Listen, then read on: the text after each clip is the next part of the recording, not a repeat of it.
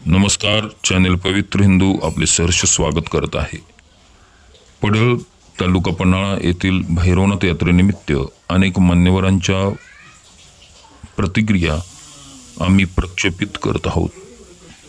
नमस्कार, मी मारुती श्रीपती पाटील, विद्यमान डेप्युटी सरपंच, ग्रामपंचायत पडळगावचे आराध्य दैवत श्री भैरवनाथ देवांची यात्रा दिनांक 22 एप्रिल 2025 रोजी आहे।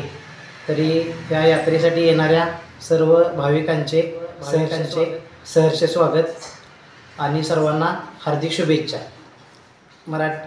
या ठिकाणी मला 2 मिनिटं बोलण्याची संधी दिली त्याबद्दल मी त्यांचा आभारी आहे। नमस्कार, मी सौ सविता प्रकाश केकलेकर, लोकनियुक्त सरपंच पडळ।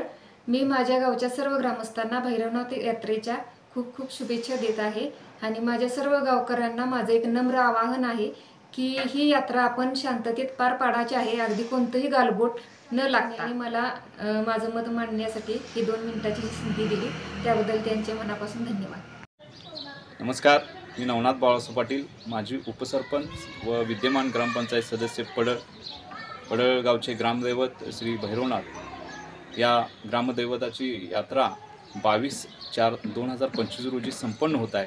या यात्रेनिमित्त येणाऱ्या यात्रेकरूंचे सहर्ष स्वागत, तसेच सर्व ग्रामस्थांना या यात्रेनिमित्त हार्दिक अशा शुभेच्छा व्यक्त करतो।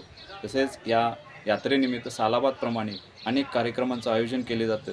या कार्यक्रमांना चांगलं पाठबळ देऊया, चांगलं नियोजन या ठिकाणी संपन्न करूया, कोणतेही गालबोट न लागता हे कार्यक्रम आपण सुरळीत पार पाडूया।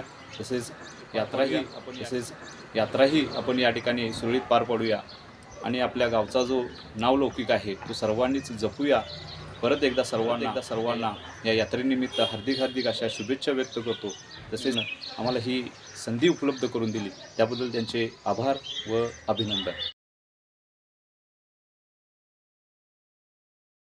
पावनाग्रि पंकजं व्यालयज्ञसूत्रमिन्दुशेखरं कृपाकरं नारदादि योगिवृन्दवन्दितं दिगम्बरम्।